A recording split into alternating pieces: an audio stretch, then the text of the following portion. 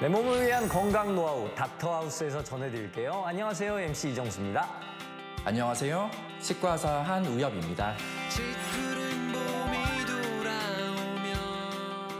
선생님, 오늘 주제는 뭘까요? 우리 몸의 손상된 조직은 다행스럽게 치유와 재생의 과정을 거쳐 회복합니다. 이를테면 넘어지거나 어디에 부딪혔을 때도 새살이 돋죠. 하지만 치아는 그렇지 않습니다. 한 번 잃은 영구치는 다시 만날 기회가 주어지지 않으며 몸에 다양하고 나쁜 변화만 불러일으키는데요. 그래서 오늘의 주제는 바로 이 없으면 잇몸으로 산다, 치아 상실입니다. 그러니까 치아 상실이라는 게 치아를 잃는다는 뜻이죠? 네, 그렇습니다. 그리고 치아 상실은 충치나 사고로 인한 외상으로 생기기도 하지만 대부분은 치주염, 즉 잇몸 질환이 원인입니다. 치주염은 입속의 세균이 치아와 잇몸 사이를 파고들어 염증을 일으키는 질환인데요. 염증이 치아의 뿌리인 치조골까지 확산되면 치아를 잃을 확률이 높아집니다. 집안이 약해지면 건물이 쓰러지거나 무너져 버리는 것과 같은 이치죠. 특히 당뇨병이 있는 경우에는 만성 치주 질환의 속도가 훨씬 빠르고 잇몸이 손상되는 정도가 심각하기 때문에 더욱 주의가 필요합니다. 아, 그렇군요. 근데 치아 상실이라는 게 그 노화의 현상 아닙니까? 물론 그렇게 보기도 합니다. 실제로 한 자료에 따르면 65세 이상일 때 남아있는 치아의 수가 16개에서 17개라고 해요. 이 말은 우리 생각보다 치아를 빨리 잃을 수도 있다는 뜻이며 보다 빠르게 일어난 치아 상실은 전신적인 건강에도 더 빠르게 악영향을 미치기도 한다는 얘기입니다. 우리 옛말에 이가 없으면 잇몸으로 산다고도 하지만 그렇죠. 실제로 이가 없으면 제대로 씹지 못하기 때문에 소화불량이나 위장장애를 겪을 위험이 커집니다. 또 음식을 골고루 섭취하지 못해 영양 불균형으로 인한 면역력 저하나 노화 촉진 등의 위험이 있고요. 그러면 원활한 대인관계가 형성되지 않아 심하면 대인기피증이나 우울증까지 생길 수 있습니다. 이게 전 별일 아니라고 생각했는데 굉장히 무시무시한 상황처럼 느껴져요. 네, 그렇습니다. 이를 잘 알 수 있는 통계가 있는데요. 감각 기능에 불편감을 느끼는 노인은 시력일 때 39.5%, 청력일 때 24.6%지만 저장력은 무려 54.6%나 되는 것으로 나타났어요. 구강 기능의 비중이 이만큼이나 높은 것으로 여겨지는 거죠.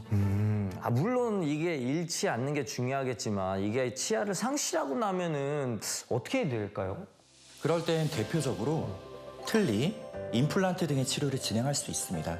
틀니는 탈착할 수 있는 인공치아 구조물이죠. 그러다 보니 다소 번거롭고 치조골, 즉 잇몸뼈에 자극을 전달하기 어려운 면이 있습니다. 그래서 이러한 부분이 보완된 방법으로 잇몸뼈에 인공치아를 식립하는 임플란트 치료를 고려할 수도 있습니다. 임플란트는 잇몸 절개 후 인공치근을 잇몸뼈에 식립하고 지대주와 크라운을 연결해 자연 치아와 비슷한 저작 기능과 심미적인 기능을 회복하는 치료법인데요. 과정상 치아 모양을 본뜬 석고 모델을 만들고 그 석고 모델을 보며 식립 위치를 결정하는 등 의료진의 경험과 감각에 의존해야 하는 경우가 많았으나 최근에는 컴퓨터 내비게이션 임플란트가 등장하면서 보다 정밀하고 정확한 임플란트 식립이 가능해졌습니다. 그 내비게이션 임플란트라면 뭐 식립할 곳을 안내해 준다는 건가요? 정확하시네요. 내비게이션이라는 이름처럼 임플란트 식립 위치를 알려주는 방식이 맞습니다. 3D 구강 스캐너를 이용해 데이터를 수집하고 이를 바탕으로 컴퓨터 시뮬레이션을 돌려 임플란트 식립 위치를 결정할 수 있죠. 게다가 당일에 바로 잇몸을 절개하지 않고 계획한 위치에 임플란트를 심을 수 있기 때문에 출혈 부담이 큰 전신질환 환자나 고령 환자일 때 조금 더 적극적으로 활용되고 있습니다. 그런데 아무리 그렇게 말씀하셔도 저는 여전히 치과가 무섭거든요. 이 나이 먹어도 치과 무서운 거 이거 어쩔 수가 없어요. 이거 어떻게 합니까? 그럴 땐 수면 치료를 진행해 보는 것도 방법입니다. 의식하 진정요법이라고 하여 잠은 자고 있으나 외부에 반응하고요. 스스로 호흡할 수 있는 가수면 상태에서 치과 치료를 진행하는 방식인데요. 통증이나 불쾌감, 외과적 수술의 부담감을 기억하지 않도록 하기 때문에 치과 치료를 두려워하는 분들이 선택하기 좋은 치료법입니다.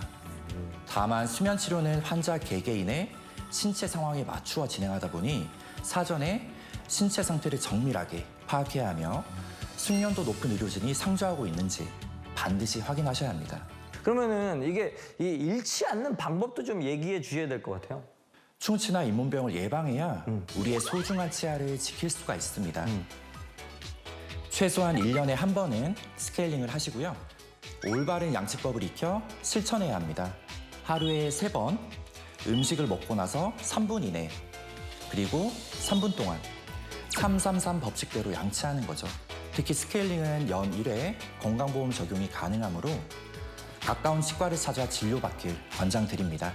자, 오늘 치아 상실의 정체부터 예방법, 치료법까지 알려주신 한우엽 선생님 고맙습니다. 고맙습니다.